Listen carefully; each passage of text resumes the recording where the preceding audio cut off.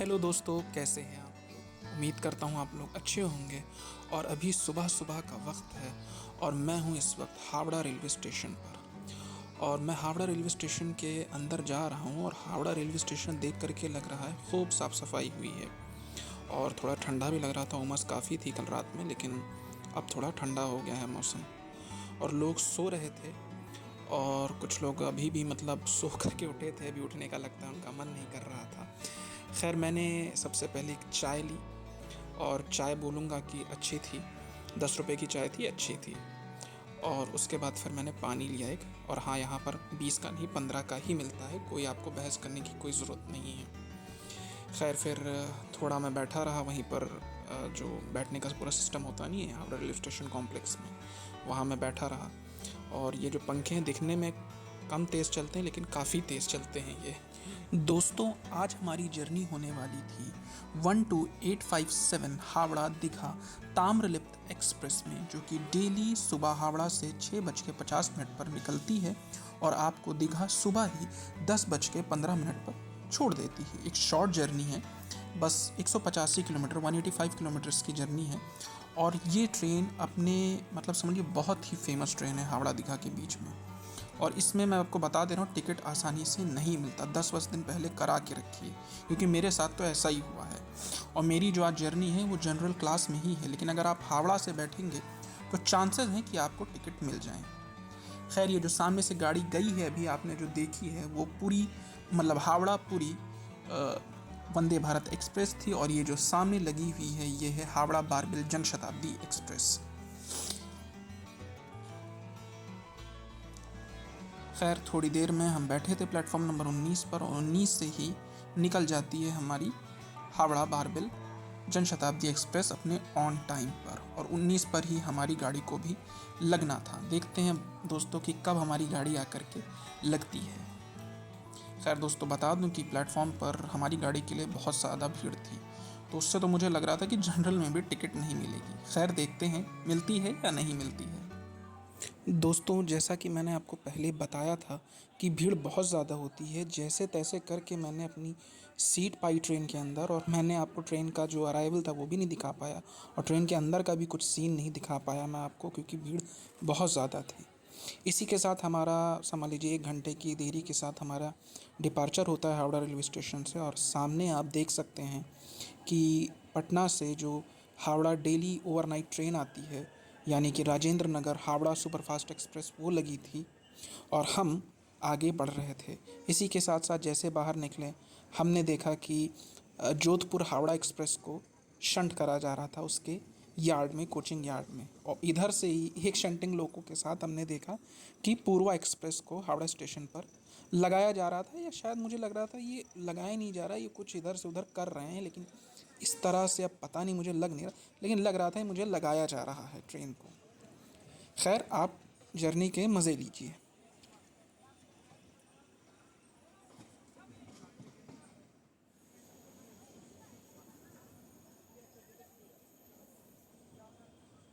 दोस्तों, धीरे धीरे हम लोग इसी तरह अपने नेक्स्ट हॉल्ट मतलब next next stop, official stop Santragachi railway station पहुंच रहे थे। और मौसम आप देख सकते हैं, थोड़ा मतलब बारिश वाला हो चुका था और मौसम अच्छा था। खैर, बारिश का मौसम था लेकिन मौसम ठंडा था। और ट्रेन अपने अगले गंतव्य की तरफ बढ़ रही थी। दोस्तों, इसी के साथ समय से लगभग 1 घंटे की देरी से हम लोग पहुंचने वाले थे सांतरागाछी रेलवे स्टेशन। खैर, हम लोग सांतरागाछी कोचिंग यार्ड तक तो देख सकते हैं आप पहुंच ही चुके हैं। और यहाँ पर आप कई सारी ट्रेन्स के रेक्स देख सकते हैं। इसमें कुछ ट्रेनें तो जो हावड़ा से ओरिजिनेट होती हैं उनके भी यहीं पर रेक्स लगे हुए हैं, और कुछ ट्रेनें जो संतरागाछी से ओरिजिनेट होती हैं उनके भी यहीं रेक्स लगे हुए हैं। खैर, हम लोग संतरागाछी रेलवे स्टेशन 1 घंटे की देरी से पहुंच रहे थे। और आप संतरागाछी का अराइवल देखिए।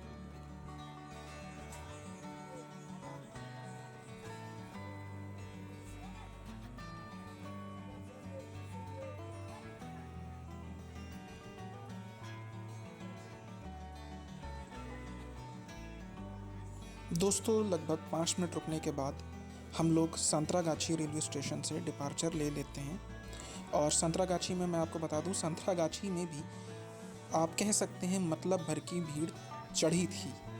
मतलब लोग यहाँ से भी चढ़ते हैं। तो इससे बेहतर है कि अगर आप सोच रहे हो कि मैं इस ट्रेन को सांतरागाछी से बोर्ड करूँ, और अगर आपका जनरल में टिकट है, तो बिल्कुल मत करिए सांतरागाछी से इसको आप बोर्ड। इसको जाइए हावड़ा से ही करिए। शायद आपको उम्मीद है कि आपको सीट मिल जाए जनरल में।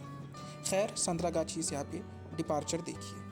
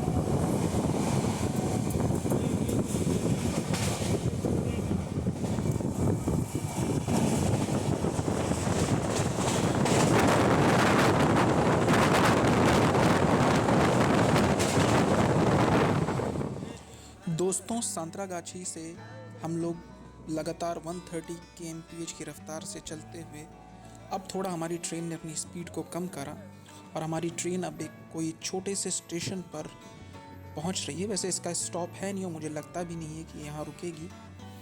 और ये अब कौन सा स्टेशन है मुझे पता नहीं है।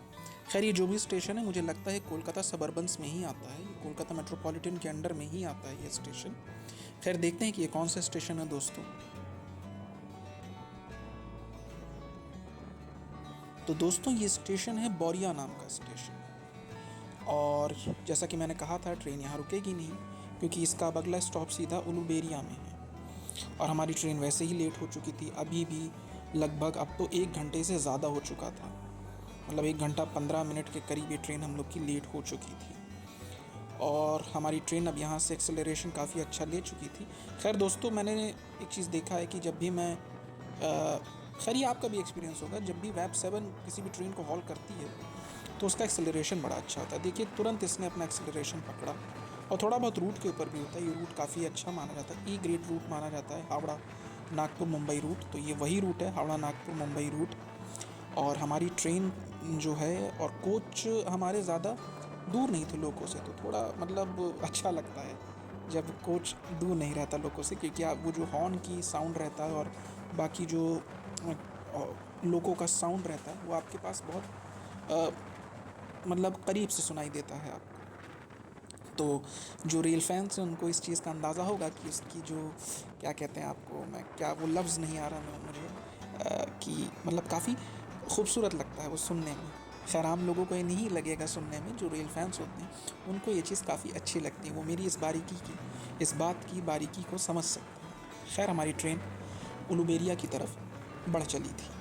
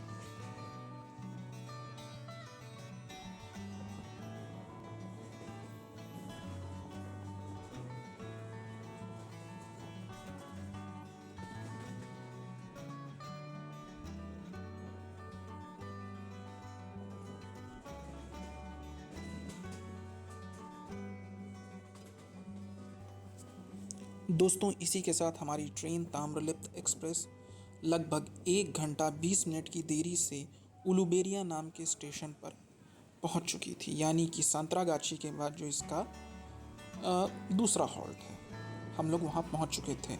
और उलूबेरिया स्टेशन को देख करके दोस्तों मुझे लगा कि अब ट्रेन और भी ज़्यादा ये भरेगी, क्योंकि स्टेशन पर भीड़ बहुत ज़्यादा थी।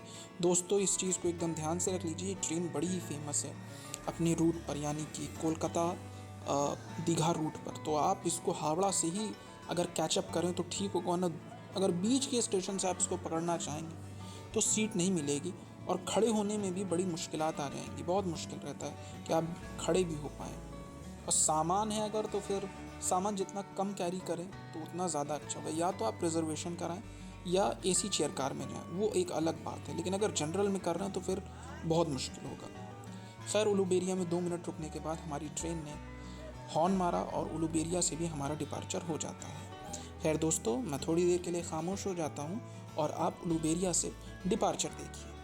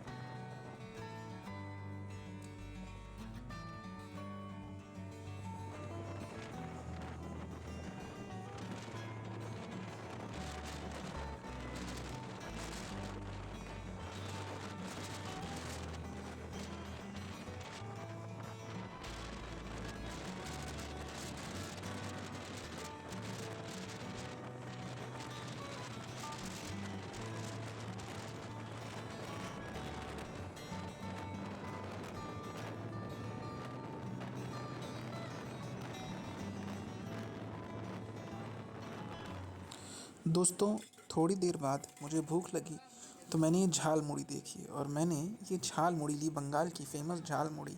ये हमारे तरफ की भेलपूरी से थोड़ा सिमिलर ही होती है, बस इसमें आम का अचार डाल देते हैं।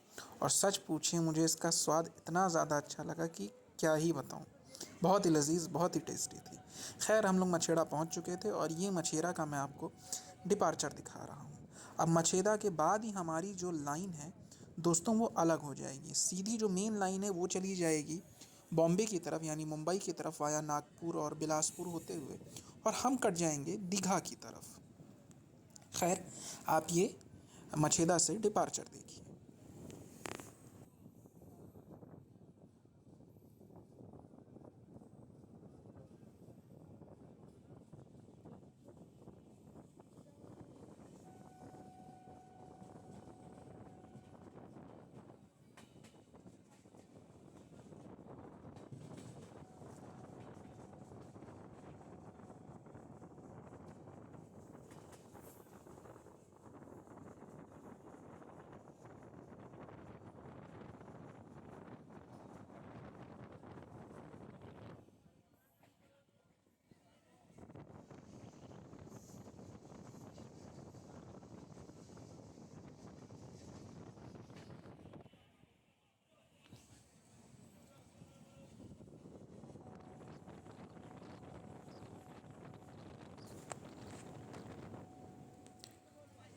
दोस्तों, कुछ देर बाद ये मुझे हरी मटर मिली, तो मैंने ये हरी मटर खाया। ये भी बड़ी ही एकदम मतलब बहुत ही चटपटी थी। 10 रुपए की ये पड़ी, अच्छी थी, ट्राई कर सकते हैं आप। और दोस्तों, ये है वो लाइन, मतलब वो जो मेन लाइन आप देख रहे हैं वो जा रही है बॉम्बे की तरफ और हम दीघा की तरफ कट चुके हैं। और अब ये हमारा सिंगल लाइन रूट है।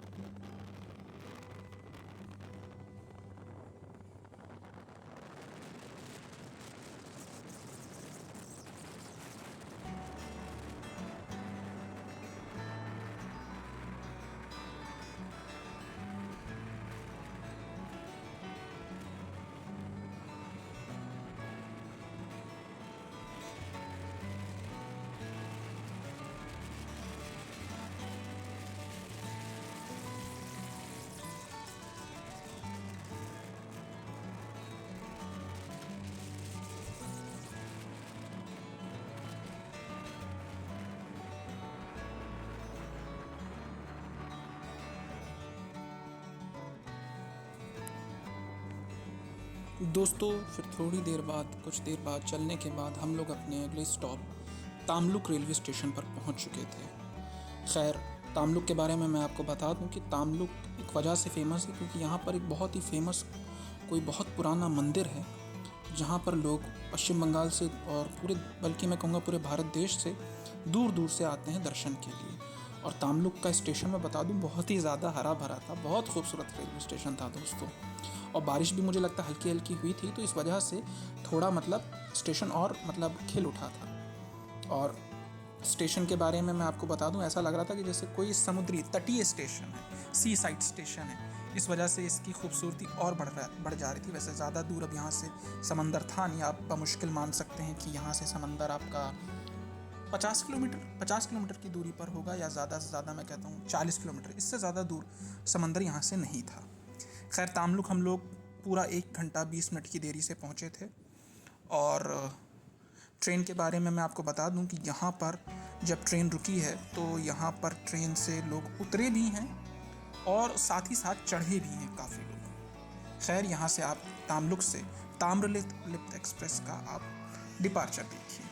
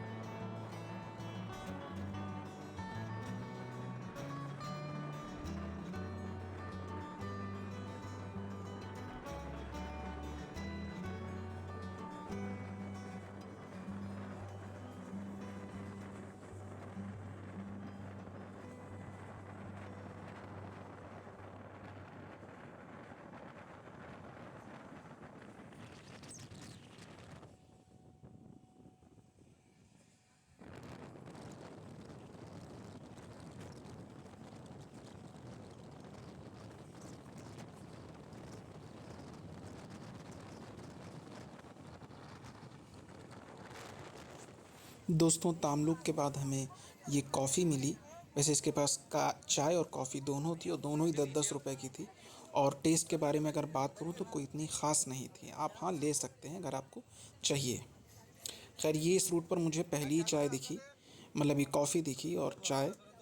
और वरना पेंट्री कार में आया करते हैं। हाँ इस ट्रेन में मैं आपको बता दूं कि पेंट्री कार भी है।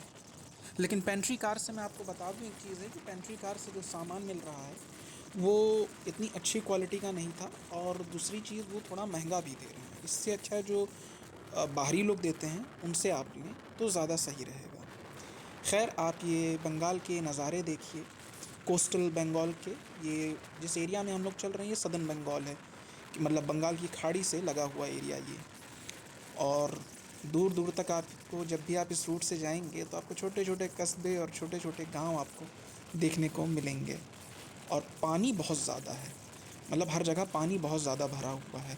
तो पानी से एक चीज़ याद आया मुझे कि इसी वजह से लगता है कि यहाँ पर बंगाल में खेती बहुत अच्छी होती है धान की, क्योंकि धान को आप जितना भी पानी दीजिए उतना ही ज़्यादा उसके लिए अच्छा होता है।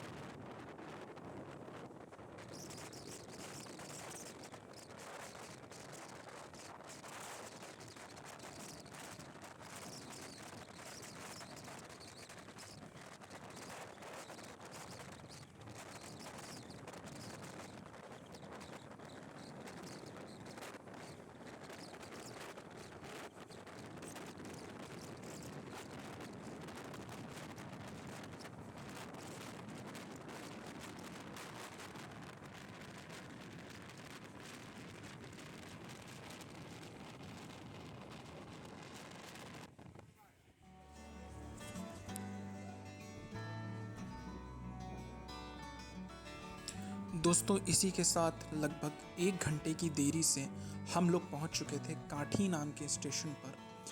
और काठी में थोड़ी बहुत भीड़ हमारी ट्रेन से गायब हुई थी, लेकिन थोड़ी ही बहुत, क्योंकि इसमें ऑलमोस्ट मुझे लगता है 90% तक जो यात्री थे, जो पैसेंजर्स थे, वो सब के सब दीघा के लिए थे। दीघा एक बहुत ही फेमस रिजॉर्ट है, समझ लीजिए, बंगाल में।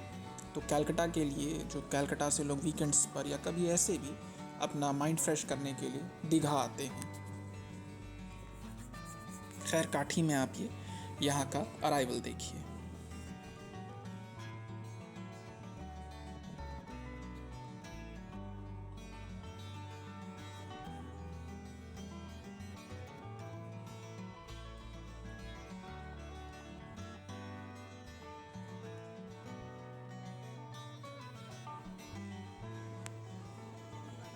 और दोस्तों लगभग 1 घंटे की देरी से हम लोग, समझ लीजिए 1 घंटा नहीं, तकरीबन 55 मिनट की देरी से हम लोग पहुंच चुके थे रामनगर बंगाल या रामनगर बंगाल रेलवे स्टेशन पर। ये स्टेशन पर यात्री उतरे तो नहीं थे, लेकिन हाँ, इस स्टेशन से यात्री भर बहुत गए थे। वजह ये थी कि ये ट्रेन बस समझ लीजिए दीघा पहुंचने से 1 घंटे बाद ही ये वापस रवाना हो जाती है कलकत्ते के लिए, हावड़ा के लिए।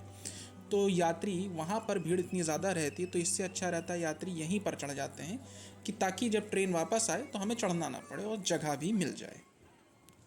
दोस्तों इसी के साथ हम अपनी मंजिल यानी कि दीघा पहुंचने वाले थे, और समय से लगभग 1 घंटे की देरी अभी भी हो चुका था, क्योंकि कैलकाटा से ट्रेन वैसे भी 1 घंटा 20 मिनट की देरी से चली थी। तो आप समझ सकते हैं तकरीबन 20 मिनट इस ट्रेन ने कवर करा।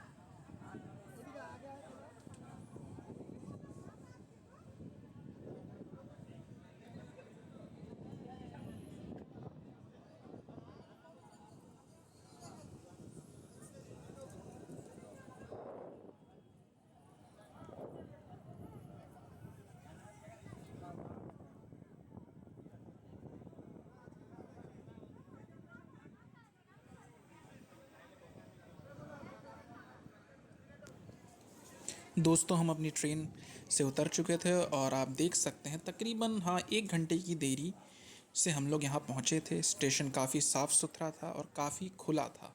मौसम की बात करूँ तो मौसम ठीक ठाक था, लेकिन मुझे गर्मी बहुत लगी थी, इसी वजह से मैंने एक कॉर्नेटो यहाँ पर ली।